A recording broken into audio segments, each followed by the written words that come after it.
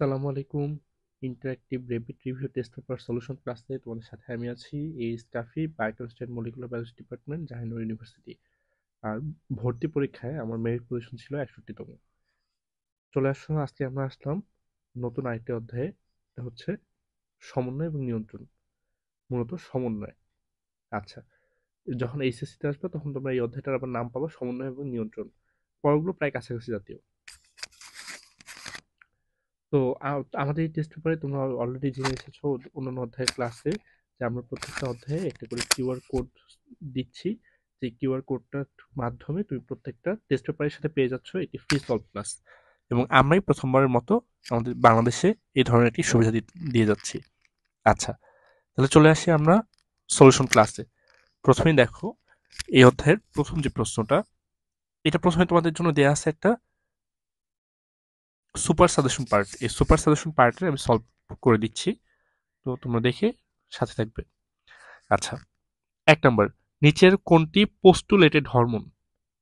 দেখো এখানে যে হরমোনগুলোর কথা বলছে, এটার কথা বলছে যে কোনটা পোস্টুলেটেড হরমোন।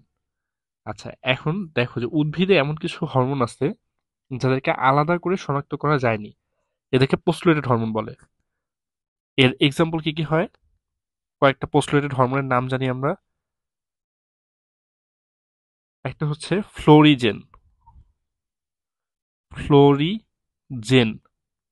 তারপরে 2 নম্বরটা হচ্ছে ভার্নালিন।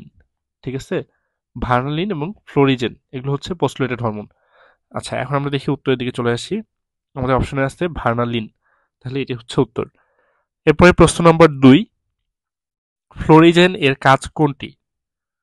ক নম্বরে বলছে অঙ্কুরোদ্গমে সাহায্য করা নয়, বীজহীন ফল উৎপাদন এটাও নয়, পত্র মুকুলকে পুষ্প মুকুলে রূপান্তরিত করা, এটা হচ্ছে ফ্লোরিজেনের কাজ, ফুল ফোটাতে সহায়তা করে। নিচের কোনটি পোস্টুলেটেড হরমোন? আমরা মাত্রই দেখলাম ফ্লোরিজেন, তাই না? আচ্ছা, উদ্ভিদে ফুল ফোটাতে সাহায্য করে নিচের কোন হরমোন? উত্তরটা হচ্ছে ফ্লোরিজেন। ফ্লোরিজেন উৎপন্ন হওয়ার স্থান কোনটি? উত্তর হলো পাতা। ঠিক আছে, পাতার মধ্যে ফ্লোরিজেন উৎপন্ন হয়। আচ্ছা, আর এটা হচ্ছে পত্রমূলে স্থানান্তরিত হয়ে পত্র মুকুলকে পুষ্পমঞ্জরিতে বা পুষ্পমুকুলে পরিণত করে। এখান থেকে পরবর্তীতে ফুল তৈরি হয়। আচ্ছা, পাতায় উৎপন্ন হয় কোনটি? উত্তর হচ্ছে ফ্লোরিজেন। কোন হরমোন উদ্ভিদের শ্বসন ক্রিয়ার হার বাড়ায়? শ্বসনের হার বাড়ায় কোন হরমোন? ক নম্বর বলছে অক্সিন, খ নম্বর জিবেরেলিন, ক নম্বর সাইটোকাইনিন, ঘ ইথিলিন। উত্তরটা হচ্ছে অক্সিন। আমরা অক্সিন, জিবেরেলিন এবং সাইটোকাইনিনের এক্সাম্পলগুলো খুব ভালো মতো পড়বো যে কোনটা কি কাজ করে। এই কাজগুলো খুব জরুরি। বীজহীন ফল উৎপাদনে কোনটির ভূমিকা রয়েছে? আমরা জানি যে বীজহীন ফল উৎপাদনের ক্ষেত্রে সব থেকে বেশি ভূমিকা রাখে জিবেরেলিন। ঠিক আছে, বীজহীন অক্সিন আর জিবেরেলিন এরা হচ্ছে বীজহীন ফল উৎপাদনে কাজ করে। তো এখানে যেহেতু অক্সিন অপশনে নাই, তাহলে উত্তরটা হচ্ছে জিবেরেলিন। 8-এর উত্তর দুইটাই হয়, হ্যাঁ। যদি জিবেরেলিন অপশনে থাকে তাহলে আমরা দাগাবো জিবে রেলিন। একটু 1 মিনিট, তাহলে আমরা দাগাবো হচ্ছে জিবে রেলিন, রেলিন। অথবা যদি অপশনে থাকে অক্সিন, তাহলে আমরা দাগাবো অক্সিন। তারপর প্রশ্নটা দেখো, ধানের বাকানি রোগের জীবাণু কোনটি? ক নম্বর ভাইরাস, খ ছত্রাক, গ ব্যাকটেরিয়া, ঘ প্রোটোজোয়া। উত্তরটা হচ্ছে ছত্রাক। এরপরে চলে আসি 10 নম্বর প্রশ্ন।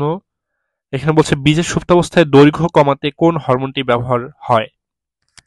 বীজের সুপ্তাবস্থার দৈর্ঘ্য, তার মানে একটা বীজ থেকে গাছ হইতে যে সময়টা লাগে, ধরো যে 3 দিন, 5 দিন, 7 দিন, এটা হচ্ছে বীজের সুপ্তাবস্থা। এটা কমায় কোন হরমোন, মানে চারা লাগালে দ্রুত গাছ হবে? উত্তরটা হচ্ছে জিবেরেলিন। আচ্ছা, ফুল ফোটাতে এবং বীজের সুপ্তাবস্থার দৈর্ঘ্য কমায়, ফুল ফোটাতে এবং বীজের সুপ্তাবস্থার দৈর্ঘ্য কমানো, এটাও হচ্ছে জিবেরেলিন। খ নম্বর। আচ্ছা, একটা প্রশ্ন বাদ গেছে, হ্যাঁ। উদ্ভিদ কাণ্ডের অতি বৃদ্ধি ঘটে কোনটির কারণে? উদ্ভিদ কাণ্ডের অতি বৃদ্ধি ঘটে জিবেরেলিনের কারণে। উদ্ভিদের সাইটোকাইনিন হরমোন বিদ্যমান কোনটিতে? সাইটোকাইনিন হরমোনটা কোন কোন অংশে পাওয়া যায়? আচ্ছা, আমরা জানি যে সাইটোকাইনিন পাওয়া যায় কোথায় কোথায়? ফলের ক্ষেত্রে এবং শস্যের ক্ষেত্রে, ঠিক আছে? ক নম্বর শুনুন, ফুলে অবশ্যই পাওয়া যায় না। তারপর বলছে ফল, বীজ এবং ডাবের পানি, এখানে পাওয়া যায় না। ফল, শস্য এবং ডাবের পানি, এটা হবে, হ্যাঁ। আচ্ছা, শস্য, বীজ, ডাবের পানি, না এটা নয়। বীজ এবং অঙ্গের সুপ্তাবস্থা ভঙ্গকরণে কোন হরমোন ভূমিকা পালন করে? বীজ এবং অঙ্গের সুপ্তাবস্থা কমায় দেয়, ঠিক আছে? উত্তর হচ্ছে সাইটোকাইনিন। শস্য, আচ্ছা, এখানে বলছে রাহুল প্রচন্ড গরমে প্রতিদিন ডাবের পানি পান করে। ইদানিং তার শরীরে পটাশিয়াম ঘাটতি না থাকলেও ক্যালসিয়াম ঘাটতি দেখা দিয়েছে। উদ্দীপকের ফলটিতে কোনটি বিদ্যমান? উদ্দীপকের ফলটা হচ্ছে ডাব। এখানে কি থাকে? এখানে থাকে সাইটোকাইনিন। আচ্ছা, উদ্দীপকের রাহুলের শরীরে ক্যালসিয়ামের ভারসাম্য রক্ষায় কোনটি ভূমিকা রাখে? ক্যালসিয়ামের ভারসাম্য ভূমিকা রক্ষায় ভারসাম্য রক্ষায় ভূমিকা রাখবে হচ্ছে থাইরয়েড গ্রন্থি এবং প্যারাথাইরয়েড গ্রন্থি, ঠিক আছে? থাইরয়েড এবং প্যারাথাইরয়েড, অর্থাৎ 2 এবং 3 নম্বর অপশন, 1 নয়। উত্তরটা হচ্ছে গ। কৃত্রিমভাবে ফল পাকাতে কোনটি ব্যবহার করা হয়? কৃত্রিমভাবে ফল পাকাতে ব্যবহার করা হয় হচ্ছে ইথিলিন। কোনটি ফল পাকাতে সাহায্য করে? উত্তরটা হচ্ছে ইথিলিন। বীজের সুপ্তাবস্থার দৈর্ঘ্য কমাতে কোন হরমোনটি ব্যবহৃত হয়? উত্তরটা হলো জিবেরেলিন। চলে আসে 20 নম্বর প্রশ্নে, ইথিলিন ফাইটোহরমোনটি, দেখো ইথিলিন ফাইটোহরমোনটি 1 নম্বর অপশন বলছে গ্যাসীয় পদার্থ। হ্যাঁ, এটা একটা গ্যাসীয় পদার্থ। তারপরে বলছে বার্ধক্য বিলম্বিত করে। বার্ধক্য বিলম্বিত করার সাথে ইথিলিনের সম্পর্ক নাই, ঠিক আছে? আচ্ছা, তারপর বলছে ফল পাকাতে সাহায্য করা। হ্যাঁ, এটা একটা ইথিলিনের কাজ, যে ফল পাকাতে সে সহায়তা করবে। তাহলে উত্তরটা হচ্ছে 1 এবং 3 নাম্বার, খ। চলে আসি 21 নম্বর প্রশ্নে, এখানে বলছে যে বি অংশে, ঠিক আছে, এটা হচ্ছে ভ্রূণ মূল, আর এই অংশটা ভ্রূণ কাণ্ডের পার্ট। বি অংশে পাওয়া যায় নিচের কোনটি? মূলের দিকে কি কি পাবো? পাবো হচ্ছে সাইটোকাইনিন এবং ইথিলিন, অপশন ক। এ অংশে বিদ্যমান পদার্থটির প্রভাবে কাজের হার বৃদ্ধি পায়। 1 নম্বর বলছে সালোক সংশ্লেষণ, 2 নম্বর শ্বসন, 3 নম্বর অপশনে বলছে অভিস্রবণ। আচ্ছা, এ অংশে বিদ্যমান পদার্থটির প্রভাবে, আচ্ছা, এটা উদ্ভিদের পাতার কথা বুঝাইছে, হ্যাঁ। উত্তরটা তাহলে হচ্ছে শ্বসন এবং অভিস্রবণ, 2 এবং 3। নিচের কোনটি ছোট দিনের উদ্ভিদ? এই যে এরকম কিছু জিনিস না আমাদের মুখস্থ রাখতে হবে। ছোট দিনের উদ্ভিদ হচ্ছে ডালিয়া। এর বাইরে 23 নম্বর প্রশ্ন, ছোট দিনের উদ্ভিদ, ছোট দিনের উদ্ভিদ আর কি কি হতে পারে? একটা হচ্ছে ডালিয়া, তারপরে আছে চন্দ্রমল্লিকা, চন্দ্রমল্লিকা, এগুলো হচ্ছে ছোট দিনের উদ্ভিদ, ঠিক আছে? আচ্ছা, তারপর বলছে পুষ্পায়নে বড় দিনের উদ্ভিদে দৈনিক গড়ে কত ঘন্টা আলো প্রয়োজন হয়? উত্তরটা হচ্ছে 12 থেকে 16 ঘন্টা। কোনটি দিন নিরপেক্ষ উদ্ভিদ? কোনটার দিনের সাথে সম্পর্ক নাই? উত্তরটা হচ্ছে গ নম্বর, লেটুস। এরকম আরো কিছু উদাহরণ 25-এর দিন নিরপেক্ষ, হ্যাঁ, বা আলো নিরপেক্ষ, আলো নিরপেক্ষ, এরকম উদাহরণ কি কি? আমরা একটা মাত্রই দেখলাম যে লেটুস, তো একটা হচ্ছে লেটুস, একটা হলো ঝিঙা, ঠিক আছে, ঝিঙা, তারপরে হ্যাঁ, এরা হচ্ছে,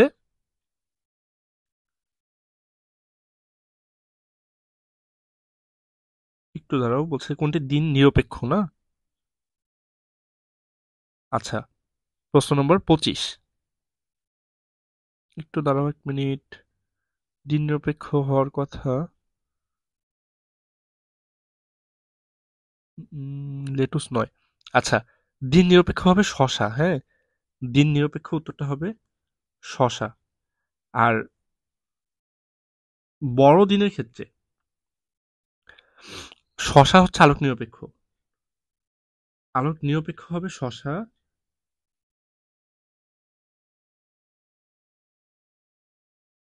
আর দিন নিরপেক্ষ, সরি, বড়দিনের বড়দিনের হচ্ছে লেটুস এবং ঝিঙ্গা। লেটুস আর ঝিঙ্গা। আচ্ছা, তারপরেও তোমরা এটা একটু বইটা টেক্সট বুকে একবার দেখে নিও, ঠিক আছে? এক একটা জায়গায় এটা এক একভাবে লেখা, তো এই জন্য একটু সন্দেহ তৈরি করতেছে।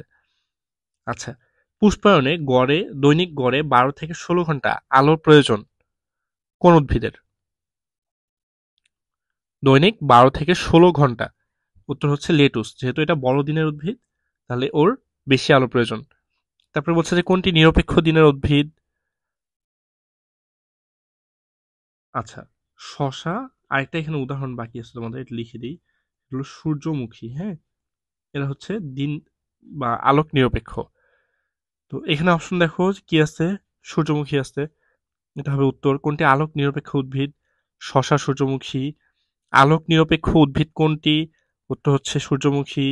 আলো অন্ধকারের ছন্দের ভিত্তিতে পুষ্পধারী উদ্ভিদের প্রকারভেদ যেটা দেওয়া হলো, এ নাম্বার বলছে যে ছোট দিনের উদ্ভিদ, বি বলছে বড় দিনের উদ্ভিদ, সি বলছে আলোক নিরপেক্ষ উদ্ভিদ। তারপরে পুষ্পায়নে বি মানে হচ্ছে বড়দিনের উদ্ভিদের দৈনিক গড়ে কত ঘন্টা আলো প্রয়োজন? উত্তরটা কি হবে? 12 থেকে 16 ঘন্টা, আমরা একটু আগে দেখছি। আচ্ছা, তারপরে চলে আসি সি গ্রুপের উদ্ভিদ। সি কি ছিল? সি ছিল হচ্ছে আলোক নিরপেক্ষ উদ্ভিদ। এর উদাহরণ কি কি?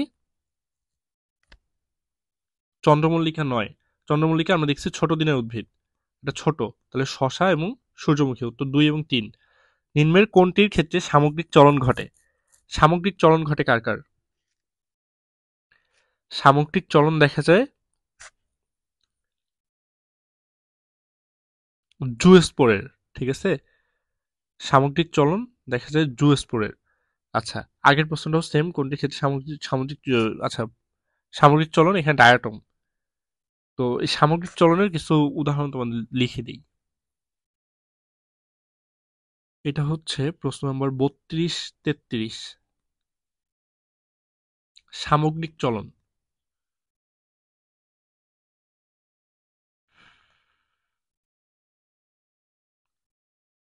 দেখা যায় একটা হচ্ছে ডায়াটম। তারপরে দেখা যায় জুস্পোরের ক্ষেত্রে। তারপরে ভলভুক্সে দেখা যায়। আর এটা হচ্ছে ব্যাকটেরিয়াতে দেখা যায়। ব্যাকটেরিয়া। আচ্ছা, তারপরে চলে আসে পোকা দমনের কাজে নিচের কোন হরমোন ব্যবহার করা হয়? পোকা দমনের ক্ষেত্রে ব্যবহার করা হয় হচ্ছে ফেরোমন। এরপরে আমরা চলে আসলাম স্নায়ুতন্ত্র, ঠিক আছে? এতক্ষণ আমরা উদ্ভিদের পার্ট দেখছি, এখন আমরা দেখতেছি প্রাণীর পার্ট। তোমরা ইন্টারে গেলে এটা দুইটা আলাদা আলাদা অধ্যায় হয়ে দুই বইয়ে চলে যাবে। আচ্ছা, এখানে বলছে যে এ কয়টি অংশে বিভক্ত, ঠিক আছে? উদ্দীপকের এ মানে কি, মস্তিষ্ক না? এর কথা বলছে যে কয়টা অংশে বিভক্ত। উত্তর হচ্ছে 3টা ভাগে, একটা অগ্র মস্তিষ্ক, মধ্য মস্তিষ্ক, পশ্চাৎ মস্তিষ্ক। বি এর ক্ষেত্রে বি এর ক্ষেত্রে কি কি সঠিক সেটা কথা বলতেছে। আচ্ছা, বি এর ক্ষেত্রে দেখো বলছে যে 1 নাম্বার 31 জোড়া স্নায়ু বের হয়। তারপরে বলছে যে এর স্নায়ু মিশ্র প্রকৃতির, প্রতিবর্তী ক্রিয়া নিয়ন্ত্রণ করে। স্নায়ুতন্ত্র নিয়ে বলতেছে, ঠিক আছে? তো এখানে উত্তরটা 3টেই হয়। আচ্ছা, মস্তিষ্কের কোন অংশ দেহের ভারসাম্য রক্ষা করে? দেহের ভারসাম্য রক্ষায় কাজ করে মস্তিষ্কের কোন অংশ? উত্তর হচ্ছে ক, সেরিবেলাম। মানব মস্তিষ্কের সবচেয়ে বড় অংশ কোনটি? উত্তরটা হচ্ছে সেরিব্রাম, ঠিক আছে? ডান সেরিব্রাম হেমিস্ফিয়ার, বাম সেরিব্রাম হেমিস্ফিয়ার, এগুলো তো পড়ছো। মস্তিষ্কের কোন অংশ ঐচ্ছিক পেশির কার্যকলাপ নিয়ন্ত্রণ করে? কোন অংশ ঐচ্ছিক পেশির ক্রিয়াকলাপ নিয়ন্ত্রণ করে? উত্তরটা হচ্ছে সবথেকে বড় অংশ সেরিব্রাম। কবির শব্দ করে পড়ে, তার এই পড়ার কার্যক্রম মস্তিষ্কের কোন অংশ দ্বারা নিয়ন্ত্রিত হয়? আচ্ছা, শব্দ করে পড়ে এটা কোন অংশ দ্বারা নিয়ন্ত্রিত হবে? উত্তর হচ্ছে সেরিব্রাম। তুরিন স্কুল বাস থেকে দ্রুত নামার সময় দেহের ভারসাম্য রক্ষা করতে না পারায় পড়ে গেল। তুরিনের এই সম্পূর্ণ কার্যাবলীটি মস্তিষ্কের কোন অংশ দ্বারা নিয়ন্ত্রিত হয়? ঠিক আছে, এটা কার দ্বারা নিয়ন্ত্রিত হবে? উত্তরটা হচ্ছে সেরিবেলাম। সেরিবেলামের কিছু কাজ আমি একটু মুখে বলে দিই, তোমরা একটু এটা জেনে রাখবা। সেটা হচ্ছে যে এই সেরিবেলামটা হচ্ছে দেহের পেশির টান নিয়ন্ত্রণ করে, চলনের ক্ষেত্রে অ্যাডজাস্ট করে মানে সমন্বয় করে, ভারসাম্যটা রক্ষা করে, আর হচ্ছে যদি দৌড়ানো হয়, হাঁটা হয় কিংবা চলা হয় সেক্ষেত্রে যে পেশিগুলো কাজ করে সেই পেশির কাজগুলোকে সে কন্ট্রোল করে। আচ্ছা, তো দেখো এখানে বলছে যে সেরিবেলামের কাজ কোনটি? কোনটা আমি মাত্রই বলছি। ঠিক আছে, পেশির টান নিয়ন্ত্রণ করে। একগুচ্ছ স্নায়ুতন্ত্রের সমন্বয়ে কোনটি গঠিত? একগুচ্ছ স্নায়ুতন্ত্রের সমন্বয়ে গঠিত হয় পন্স। মানব মস্তিষ্কের মেডুলা অবলাঙ্গটা থেকে কয় জোড়া কর্টিক স্নায়ু উৎপন্ন হয়? উত্তরটা হচ্ছে ৮ জোড়া। মোট কর্টিক স্নায়ু মোট কর্টিক স্নায়ু ১২ জোড়া। মোট কর্টিক স্নায়ু হচ্ছে ১২ জোড়া।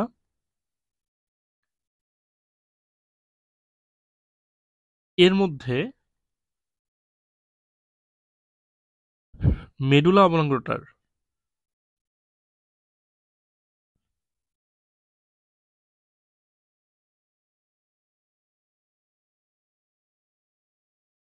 থেকে ৮ জোড়া।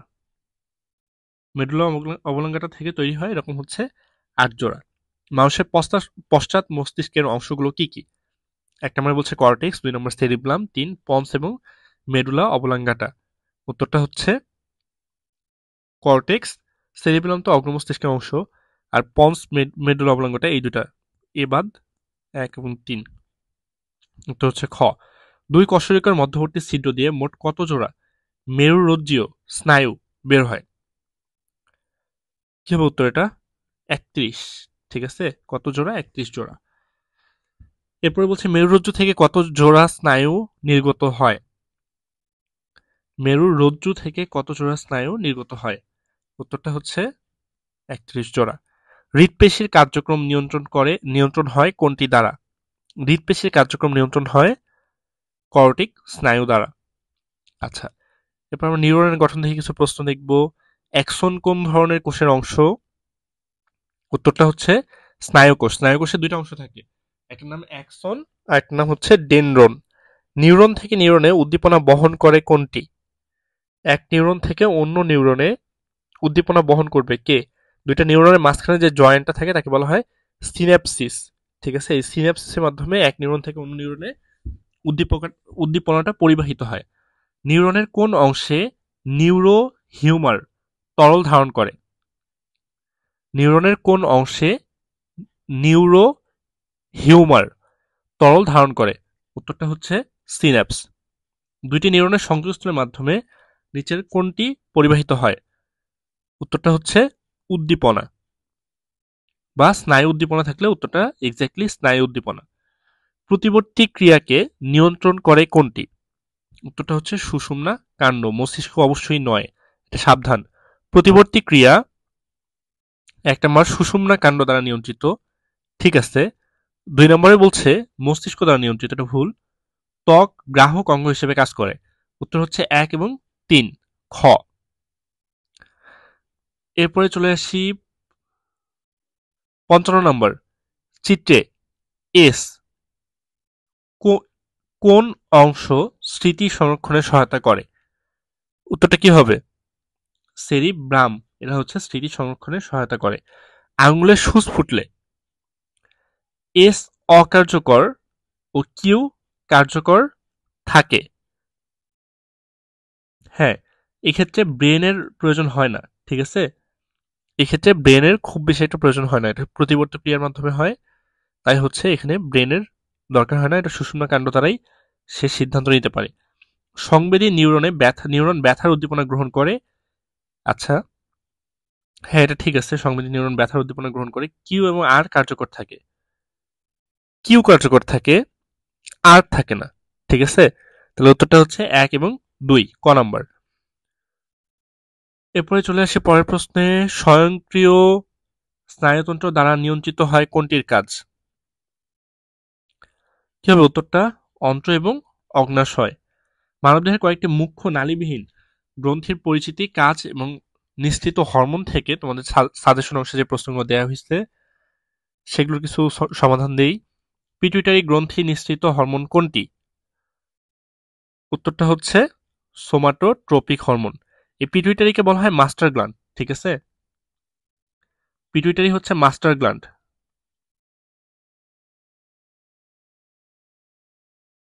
সে সবার উপরে খবরদারি করে যে কোন মানে গ্রন্থি থেকে হরমোন নিঃসৃত হইল, কোনটার থেকে হয়নি। হ্যাঁ, মাস্টার গ্ল্যান্ড, এ হচ্ছে মাস্টার গ্রন্থি, সে সবার তদারকি করে এরকম। আচ্ছা, তারপরে বলছে থাইমাস গ্রন্থি কোথায় অবস্থিত? থাইমাস, থাইমাস গ্রন্থিটা কোথায় থাকে? গ্রীবা অঞ্চলে, ঠিক আছে? থাইমাস গ্রন্থি এর কাজ কি? এ হচ্ছে আমাদের রোগ প্রতিরোধ ক্ষমতা বৃদ্ধিতে সহায়তা করে। এখান থেকে থাইমোসিন হরমোন তৈরি হয়, ঠিক আছে? এখানে তো প্রত্যেকটা আমরা এমন এমন গ্রন্থি পড়তেছি, এখান থেকে অন্য কোনো হরমোন তৈরি হয়। তো মনে রাখবা, থাইমাস থেকে থাইমোসিন। অনেকে বলে যে ভাই থাইমাস থেকে তো থাইরয়েড হয়, না এটা ভুল। থাইমাস থেকে থাইমোসিন তৈরি হয়, ঠিক আছে? আচ্ছা, পরীক্ষা চলাকালীন সময়ে কঠিন মানসিক চাপ থেকে পরিত্রাণে সাহায্য করে কোন হরমোন? উত্তরটা হচ্ছে অ্যাড্রেনালিন। কঠিন মানসিক চাপ থেকে পরিত্রাণে কোনটি সহায়তা করে? উত্তরটা একই, অ্যাড্রেনালিন। ছেলেদের দাড়ি গোঁফ গজায় কোন হরমোনের কারণে? উত্তরটা হচ্ছে টেস্টোস্টেরন। তোমাদের প্রজনন অধ্যায়ে এগুলো নিয়ে আবার আলোচনা হবে, সেখানে তোমরা আবার দেখতে পারবা। আচ্ছা, কোন গ্রন্থি থেকে টিএসএইচ, টিএসএইচ মানে হচ্ছে থাইরয়েড স্টিমুলেটিং হরমোন, নিঃসৃত হয়?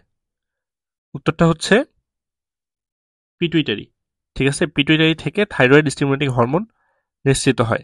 পিটুইটারি গ্রন্থি থেকে কোন হরমোনটি নিঃসৃত হয়? এখানে যে, আচ্ছা এটা হয়ে গেছে।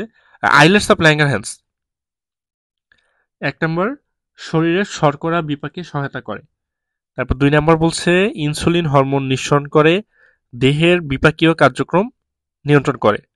এটা হবে না, আগে দুইটা হবে, ঠিক আছে? ক এবং খ। শরীরের শর্করা বিপাকে সহায়তা করে এবং ইনসুলিন হরমোন নিয়ন্ত্রণ করে। বাংলাদেশের উত্তরাঞ্চলে একদল চিকিৎসক গবেষণা করে দেখেন যে অনেকেরই শরীরে একটি বিশেষ গ্রন্থি ফোলা। আচ্ছা, এটা কিসের কথা বলা হচ্ছে বলো? গলগণ্ড। তবে তারা শারীরিকভাবে অসুস্থ হলেও কঠিন মানসিক চাপ সহ্য করতে পারে। উল্লেখিত গ্রন্থিটি শরীরের কোন অঙ্গে দেখা যায়? কি হবে উত্তরটা? গলা, ঠিক আছে? যাকে গলগণ্ড বলে। উল্লেখিত দুটি পরিস্থিতির সৃষ্টি এবং নিয়ন্ত্রণের কারণ। 1 নম্বর বলছে থাইরক্সিন হরমোন, 2 নম্বর বলছে অ্যাড্রেনালিন হরমোন, ঠিক আছে? 3 নম্বর অপশনে বলছে থাইমোক্সিন হরমোন, না এটা নয়। 1 এবং 2, ঠিক আছে?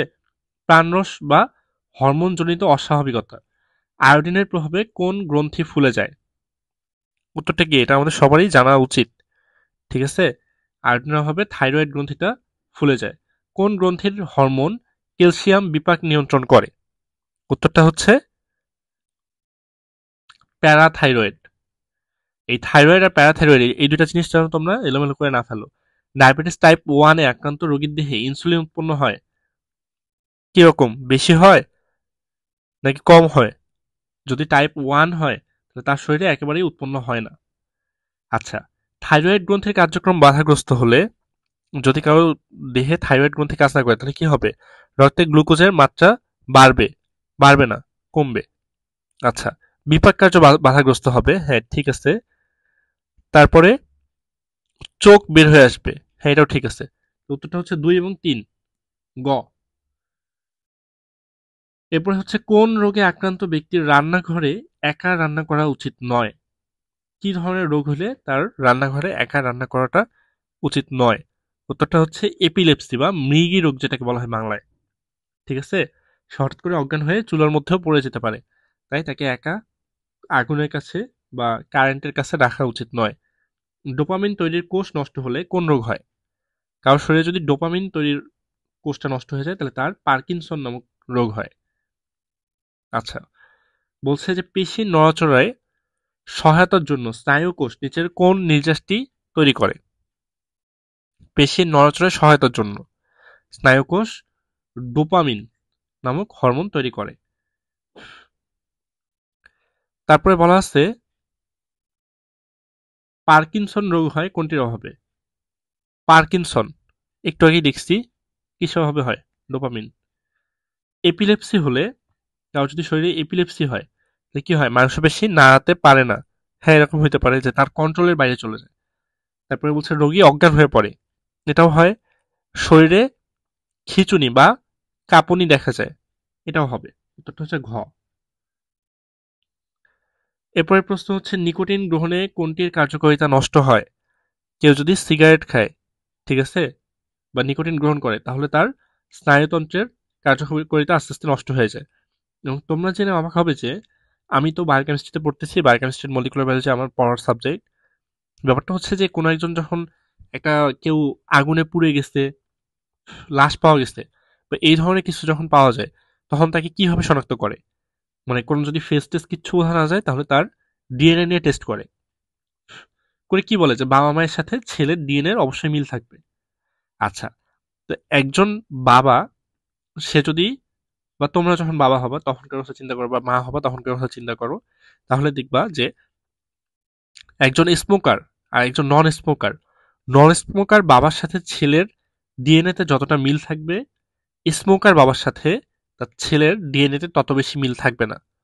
কারণ হচ্ছে নিকোটিন ডিএনএ এর মধ্যে মিউটেশন ঘটায়, ঠিক আছে, ডিএনএ এর মধ্যেও ক্ষতি করে ফেলে, যার কারণে বাবা আর ছেলের ডিএনএ যদি নন স্মোকার হয় তাহলে যত বেশি মিলবে, যে স্মোকার তার তত বেশি মিলে না। কতটা ভয়াবহ অবস্থা বোঝো। জর্দান নিকোটিন প্রাথমিক অবস্থায় কোন তন্ত্রের কার্যকারিতা বৃদ্ধি করে? জর্দান নিকোটিন প্রাথমিক অবস্থায় স্নায়ুতন্ত্রের কার্যকারিতা বৃদ্ধি করে। সে কি করে? স্নায়ুতন্ত্রকে খুব বেশি স্টিমুলেট করে দেয়, যেটা স্নায়ুতন্ত্র সহ্য করতে পারে না। এরপরে তার একটা পার্মানেন্ট ক্ষতি হয়ে যায়, কিন্তু সাময়িকভাবে অতিরিক্ত উত্তেজিত করে দেয়। মাদকদ্রব্য নিয়ন্ত্রণ অধিদপ্তর কখন প্রতিষ্ঠিত হয়? উত্তরটা হচ্ছে 1990 সালে। এরপরে আসো মাদকাসক্তি থেকে পরিত্রাণের উপায় কি? 1 নম্বর, নৈতিক শিক্ষা কার্যক্রম প্রসার করা। যারা নামাজ পড়ে সে তো অবশ্যই মাদকের সাথে আসক্ত নয়। বেকারদের কর্মসংস্থানের ব্যবস্থা করা। তারপরে বলছে যে বেকারাই তুমি মূলত এই মাদকের পিছনে ঘুরে, তো তাদেরকে যদি কাজে পাঠানো যায় তাহলে তারা ব্যস্ত থাকবে আর এই মাদকে আসতে পারবে না। জনসচেতনতা গড়ে তোলা এবং আইনের সঠিক প্রয়োগ করা। কেউ যদি সিগারেট খাওয়ার পরে তার 1,000 টাকা করে প্রতিবার, 500 টাকা, 1,000 টাকা জরিমানা হয়, সে আর সিগারেট খাবে? সে তো আর খাবে না। এই তো। ঠিক আছে, আজকে এই পর্যন্তই। তোমাদের অধ্যায় এই পর্যন্তই ছিল। তো তোমাদের সাথে এতক্ষণ আমি ছিলাম ইস Kafi, biochemistry and molecular biology department, জাহিনো ইউনিভার্সিটি। তো এতক্ষণ সময় দেওয়ার জন্য ধন্যবাদ। পরের অধ্যায়ের ক্লাসগুলো তোমরা করে ফেলবে খুব দ্রুতই। আমরা সবগুলো অধ্যায়ের ক্লাস শেষ করে পরীক্ষার জন্য সুন্দর একটা প্রস্তুতি তৈরি করে ফেলবো।